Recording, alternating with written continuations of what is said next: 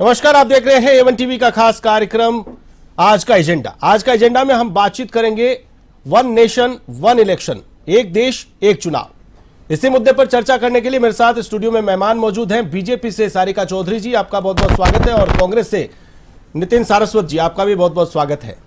नितिन जी, उच्च स्तरीय कमेटी बनाई गई थी और उस कमेटी ने आज रिपोर्ट पेश कर दी है, राष्ट्रपति को सौंप दी है। एक देश एक चुनाव से कांग्रेस क्यों किनारा करती नजर आ रही है, क्यों, क्या प्रॉब्लम है? देखिए आशीष जी, जब एक देश एक चुनाव की हम बातें करते हैं तो हमें ये बातें पहले ध्यान में रखना जरूरी है कि इससे पहले जो 3 कमेटी बनी, तीनों कमेटियों ने उस प्रपोजल को रिजेक्ट किया। ये चौथी कमेटी बनी है।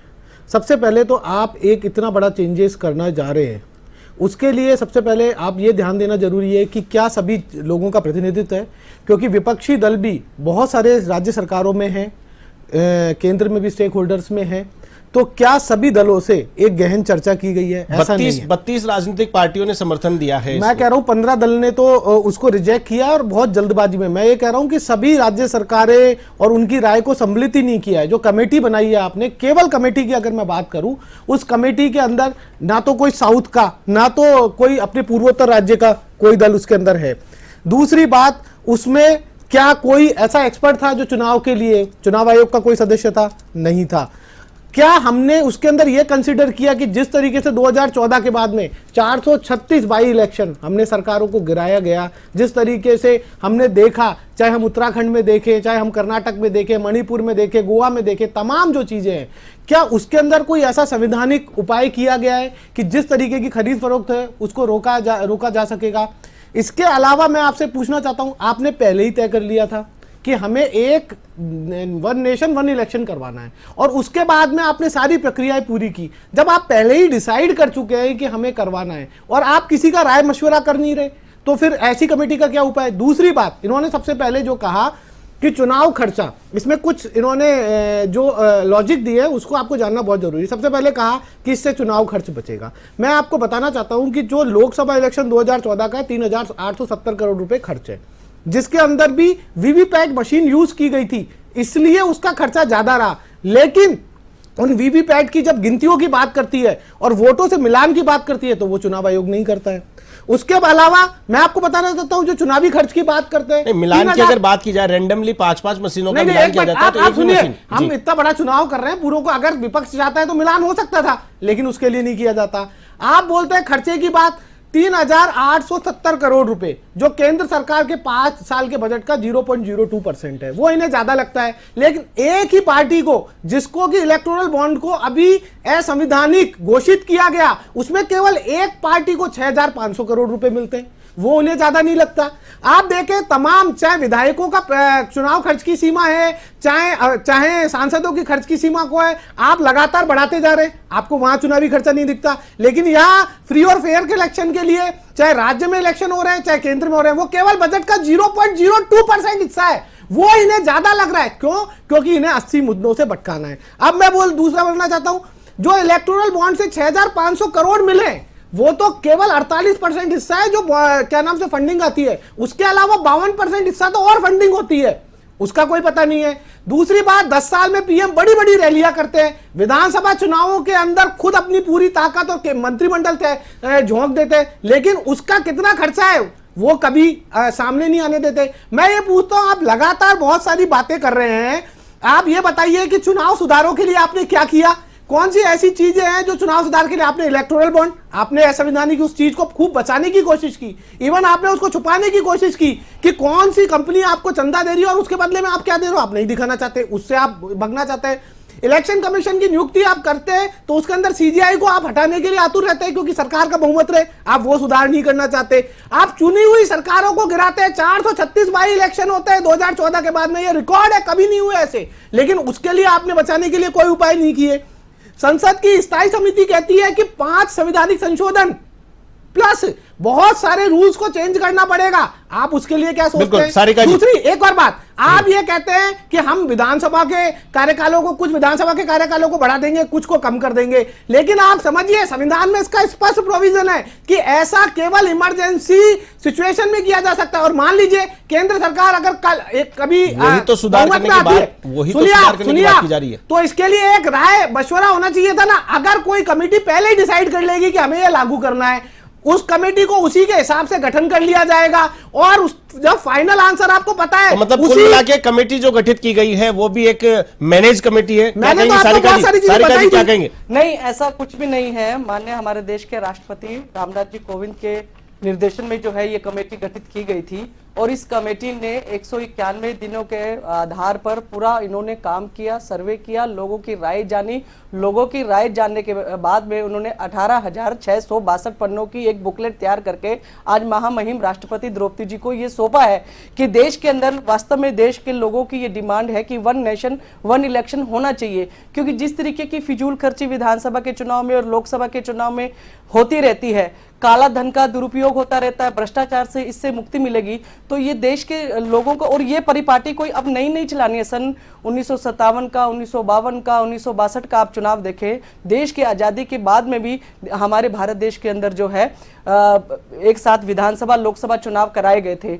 और अभी थोड़े टाइम पहले ही सन 1983 के अंदर भी जस्टिस जो है उनका नाम है बीपी जीवन जी ने एक अध्यक्षता में एक कमेटी का गठित किया गया था, जिसमें उन्होंने भी अपनी सहमति जताई थी कि भारत देश के अंदर जो है वन नेशन वन इलेक्शन होना चाहिए। क्योंकि जो फिजूल खर्ची जो है आम मतदाता की है, आम आदमी की है, आम नागरिक की है, उससे जो है कहीं ना कहीं हर एक व्यक्ति जो है आरामदायक महसूस करेगा। क्योंकि इस चुनाव में लगातार अभी लोकसभा चुनाव है, इसके बाद में विधानसभा चुनाव कई राज्यों के अंदर आ जाते हैं। अभी ताजा राजस्थान के अंदर 3 महीने पहले ही चुनाव हुए हैं, उसके बाद में लोकसभा आ जाएंगे, फिर उसके बाद में पंचायत राज आ जाएंगे, नगर पालिका के चुनाव। तो कहीं ना कहीं सरकार भी काम करने में अस्थिरता महसूस करती है और सरकार काम नहीं कर पाती तो लोगों की जो है नाराजगी भी सरकार के प्रति रहती है। तो पूरे आम मतदाताओं का, राजस्थान का नहीं, भारतवर्ष के हर आदमी नागरिक ये चाहते हैं कि देश के अंदर जो है एक साथ दोनों चुनाव जो है होने चाहिए। बिल्कुल, दोनों चुनाव एक साथ होने चाहिए, लेकिन क्या इस देश में मशीनरी और मैन पावर पर्याप्त है? इस जो कदम उठाया जा रहा है, इस कदम को सफल बनाने के लिए इतनी मशीनरी है? क्योंकि ईवीएम शिफ्ट करनी पड़ती है जब विधानसभा के चुनाव होते हैं, राजस्थान के चुनाव हो गए, ये ईवीएम उठा करके दूसरे स्टेट में भेजी जाती है। तो ऐसे में क्या इतनी ईवीएम, इतना पर्याप्त अपने पास में मशीनरी और सब कुछ है कि सारा पूरा चुनाव एक साथ कराया जा सकता है? बिल्कुल, आप ये देखिए 2009 का जब चुनाव हुआ था तो उस समय भारत के अंदर लोकसभा चुनाव में 1100 करोड़ का भार आया था, जो 2014 के अंदर लोकसभा के चुनाव में 4000 करोड़ का आया। और वही आंकड़ा जब हम लोग देखते हैं तो 2019 के अंदर जो है 60,000 करोड़ भरकर आया, अपने व्यय आया। तो आप देखिए इतना सारा जो धन वेस्ट हो रहा है, उस धन की उपयोगिता उस वो मशीनरी है, जो सारा का सारा जो पैसा होगा वो इस मशीनरी के अंदर, उन जो प्रपक्त साधन है उसके अंदर ये चुनाव का उपयोग किया जाएगा। और ऐसी मशीनरी है, सरकार इसकी उपलब्ध कराएगी। जब दोनों चुनाव एक साथ होंगे तो इसकी व्यवस्था भी सरकार निश्चित तौर पर करेगी। बिल्कुल, क्या कहेंगे नितिन जी? देखिए आशीष जी, मेरे साथी प्रवक्ता ने बहुत सारी बातें बताई, लेकिन मैं कह रहा हूं कि उन्होंने सारी जो बातें हैं मेरी किसी भी बात का जवाब नहीं दिया। जो प्रोपेगेंडा एक साइड किया जा रहा है, मैंने कहा कि ये बजट 0.02% है, जो स्टेट में खर्च होता है उस स्टेट के बजट के अकॉर्डिंग भी, और जो सेंट्रल में खर्च हो रहा है उसके बजट के अकॉर्डिंग भी 0.02% है। क्या ये ज्यादा है? दूसरा, मैंने इनको बताया कि क्या जो बीजेपी को फंडिंग मिल रही है, केवल मैं एक ही सोर्स की बात कर रहा हूं जिसको इलीगल घोषित किया गया है, क्या वो ज्यादा है? ये तो सामने आया 6,500 करोड़ रुपए। देखिए अब यही बीच में मैं बोला नहीं, मैं बीजेपी में बोला नहीं, अभी बीच में इस तरीके के आशीष जी, मुझे नहीं लगता कि इस तरीके की बातें। स्टूडियो के माध्यम से पूछना चाहूंगी कि भाई वो यात्रा जो कर रहे हैं उनका खर्च कहां से आ रहा है? चुनावी रैलियां आप भी करते हो तो आपके खर्च कहां से आ रहा है? तो इस तरीके की बेतुकी बातों का ना बोल के आप सही जो मुद्दे की बात है उसको मुद्दे से भड़काओ मत। अभी जो आज हम लोग बैठे हैं कि देश में एक साथ चुनाव होने चाहिए नहीं चाहिए, आप उस विषय के ऊपर आके हमसे बात कीजिए।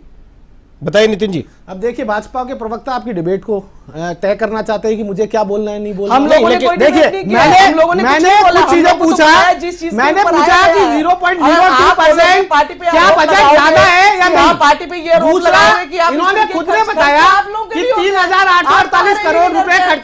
जो पिछले 5 साल का कार्यकाल अशोक जी का रहा है राजस्थान के अंदर, वो आपसे हमसे जनता से छिपा नहीं है।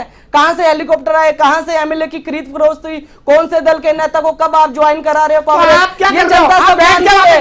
जनता को सब जानती है। शर्म तो आप लोग बता रहे हैं कि हम लोग निकल में नालायक हैं, आप लोग कर रहे हो और हम कि आपके पार्टी के लोगों को आपकी पार्टी बिल में घुसा दिया होता है। एक एक करके अपनी बात, एक एक करके अपनी बात को कंप्लीट करें। एक बार सारिका जी, एक बार नितिन जी, नितिन जी एक बार, नितिन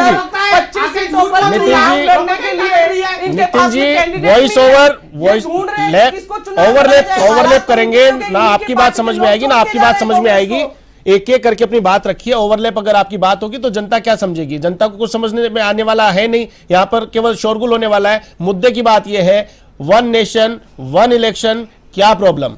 देखिए, सबसे पहले तो मैं आपको बताना चाहता हूं कि खुद किरोड़ी लाल मीणा जी ने राज्यसभा में प्रश्न पूछा था और माननीय अर्जुन लाल मेघवाल जी ने उसका जवाब दिया कि जब वन नेशन वन इलेक्शन कराना पड़ेगा तो उनका जवाब है कि इसके अंदर बहुत सारे संवैधानिक संशोधन करने पड़ेंगे। दूसरा, उन्होंने बोला सभी राजनीतिक दलों की सहमति प्राप्त करनी पड़ेगी। तीसरा, उन्होंने बोला कि सभी राज्यों से सहमति प्राप्त करनी पड़ेगी। चौथा, उन्होंने बोला अतिरिक्त ईवीएम और वीवीपैट लेने पड़ेंगे जिसमें हजारों करोड़ रुपए का खर्चा आएगा। और उन्होंने बोला अतिरिक्त मतदान कर्मियों और सुरक्षा बलों की आवश्यकता है। और उसी प्रश्न का दूसरा हिस्सा था एक बार सारिका जी इनको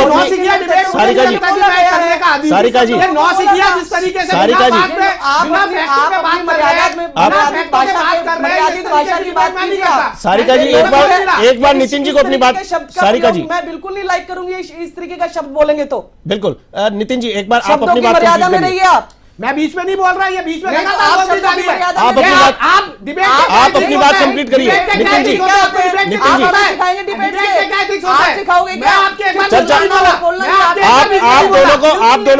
आप दोनों को रोकना चाहूंगा। आप चर्चा की जा रही थी कि खर्चा नहीं बढ़ने वाला है।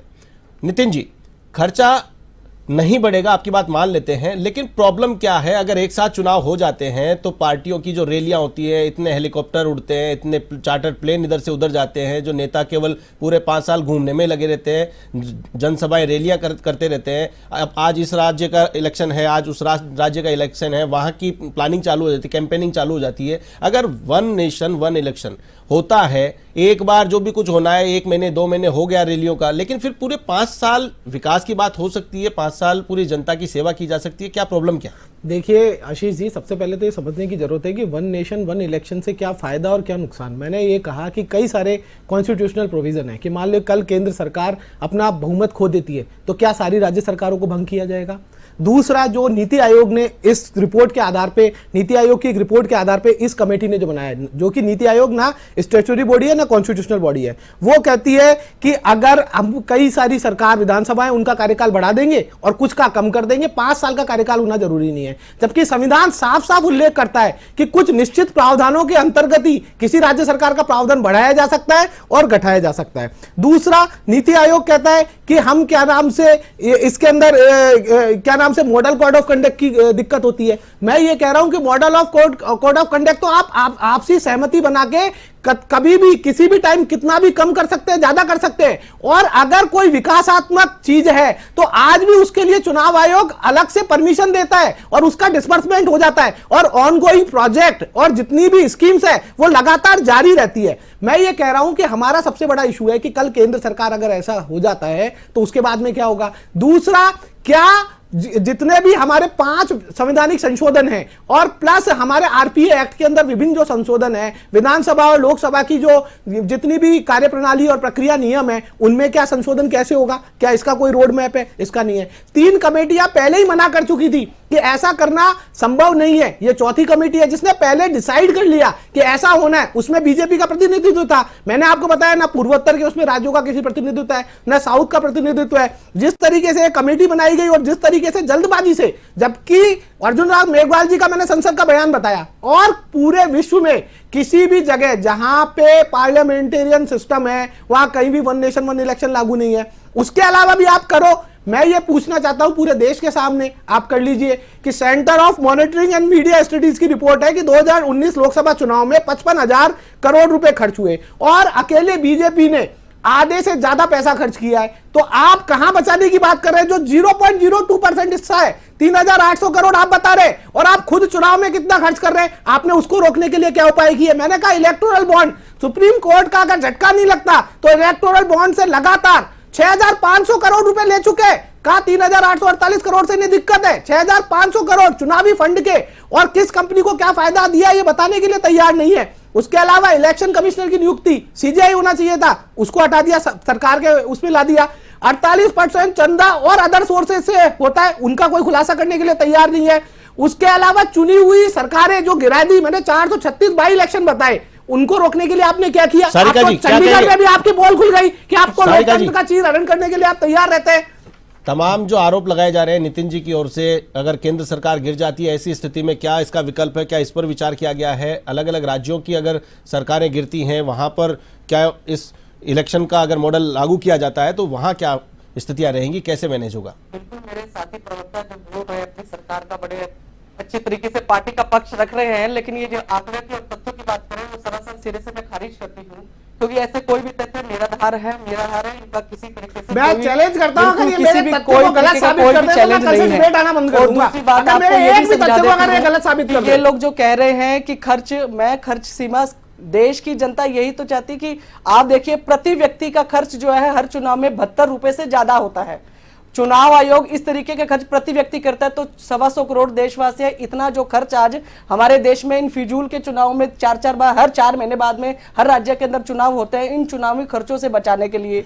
दूसरी बात यह है कि देश में जिस तरीके के काले धन इन चुनावों के समय में पकड़े जाते हैं, भ्रष्टाचार जो किया जाता है, इन चीजों पे लगाम लगाने के लिए इन चुनावों का एक साथ होना बहुत जरूरी है। क्या एक फायदा, राजनीतिक फायदा उठाने के लिए किया जा रहा है? प्रवक्ता ने एक बात बोली तो देश के प्रधानमंत्री जी ने सभी राजनीतिक दलों को एक मंच पे आमंत्रित कर इस वन पेंशन वन इलेक्शन पर चर्चा की, और इस चर्चा के दौरान 32 राजनीतिक दलों ने पुरजोर समर्थन दिया था कि हाँ, कि इस देश के अंदर एक साथ दोनों चुनाव होने चाहिए। हम कोई नया तो कर नहीं रहे हैं, हम लोगों ने तो नया नहीं करना है। उस समय जब देश आजाद हुआ तो इन लोगों की सरकार थी, इन लोगों की सरकार ही करती थी, चाहे 62 का चुनाव देख लो, चाहे 57 का देख लो। उन चुनावों के अंदर हर 5 साल बाद में विधानसभा लोकसभा चुनाव जो है होते थे, एक साथ होते थे। ये हमारे भारत देश में है, और देश हमारे इंडोनेशिया कंट्री में आज भी ये कह रहे हैं, विश्व के अंदर, मैं कह रही हूं विश्व में, इंडोनेशिया में आप देखिए लोकसभा और विधानसभा चुनाव इकट्ठे हो रहे हैं। तो इस तरीके की जो निराधार बात करने की इन लोगों की आदत है, मैं इसको सिरे से खारिज करती हूं। चलिए, डेटा की बात आप खारिज करें, लेकिन मैं तो वैसे बात कर लेता हूं।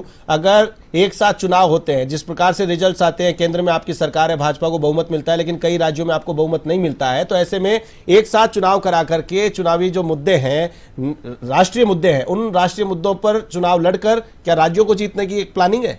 बिल्कुल, राज्य के मुद्दे और देश के मुद्दे लगभग एक जैसे ही होते हैं हर स्टेट के अंदर। लेकिन फिर सत्ता क्यों चली जाती है? बीजेपी क्यों नहीं जीत पाती है? तो वो जनता जनार्दन है, जनता जिसको चुनेगी उसी की सरकार चुनेगी। और किसी भी राज्य के अंदर हम लोगों ने कोई सरकार गिराने का, जैसे कि मान्य ने हम पे ब्लेमिंग कर रहे हैं, तो इन्हीं के पार्टी के लोग, अभी आप ताजा उदाहरण देखिए हिमाचल के अंदर, आप देखिए इन्हीं के परिवार के, इन्हीं के लोग जो है इनको छोड़ के जा रहे हैं, दूसरे दल के अंदर भाग रहे हैं। और अभी इन्हीं के सीएम को हटाने का काम कोई बीजेपी ने नहीं किया, इन्हीं के एमएलए ने जाके बीजेपी के पक्ष में जाके राज्यसभा में वोट डाला है, और इन्हीं के एमएलए, इन्हीं की वरिष्ठ नेता रहे हुए ठाकुर परिवार से आके वो कांग्रेस और कैबिनेट मंत्री से पद से इस्तीफा दे देते हैं। तो इन्हीं के परिवार में झगड़ा है, वो वंशवाद पे से दुनिया जो है दुखी हो चुकी है। इनके परिवार के अंदर जो है खुद के एमएलए हैं, इनके सांसद हैं, वो आज कांग्रेस छोड़ के इसीलिए जा रहे हैं क्योंकि एक ही परिवार का जो है इस पे रवैया रहा है, तो उससे कहीं ना कहीं परेशान है, तो लोग जाना चाहते हैं। तो कह रहे हैं कि हम लोगों को कांग्रेस में नहीं जाना है, तो हम किसी को खींच के तो ना लाए, कोई आएगा हमारे राजनीतिक दल में तो उसका स्वागत है। नितिन जी क्या कहेंगे? कांग्रेस मुक्त भारत बनाने की बात की जाती थी, तो क्या ये भी एक प्रयास है, एक देश एक चुनाव? देखिए, मैं पहले बताना चाहता हूं कि आप बोल रहे हो कि कांग्रेस युक्त भारत की, ये तो भाजपा कांग्रेस युक्त हो गई है, तो वो चीज़ अलग बात है। ये जिसको बहुत ही उस तरीके से बोल रहे हैं कि शामिल हो रहे हैं, मैं बताना चाहता हूँ इसे ऑपरेशन कमल नाम दिया जाता है, लेकिन हम जानते हैं कि ये लोकतंत्र का चीर हरण है। मैं आपको कुछ डेटा बताना चाहता हूँ। 2016 में उत्तराखंड में 9 एमएलए कांग्रेस के इन्होंने खरीद के बीजेपी में शामिल कर लिया, सरकार गिरा दी, राष्ट्रपति शासन लगा दिया।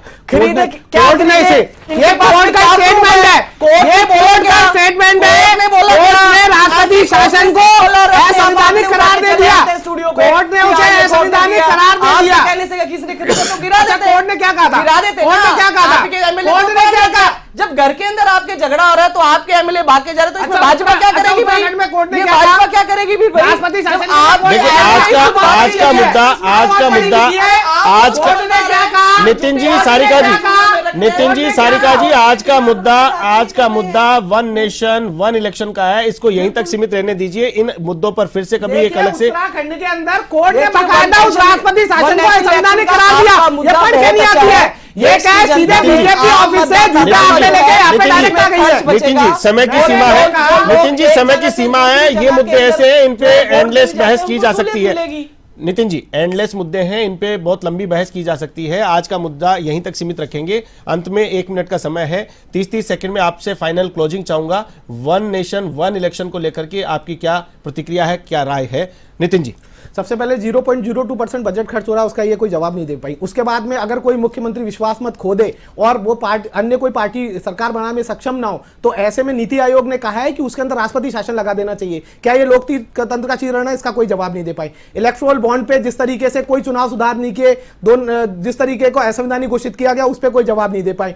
पूरे क्या नाम से अगर कोई केंद्र सरकार गिर जाती है और सारी विधानसभाओं को भंग कर देना चाहिए, इस पर कोई ये जवाब नहीं दे पाई। उसके अलावा चुनावी सुधार के लिए इन्होंने क्या किया, उस पर कोई जवाब नहीं गई। कमेटी सभी को रिप्रेजेंट नहीं करती, इस पे कोई जवाब नहीं दे पाई। 3 लॉ कमीशन पहले इसको रिजेक्ट कर चुके हैं और इसने तो पहले से डिसाइड कर लिया था, इस पे कोई जवाब नहीं दे पाई।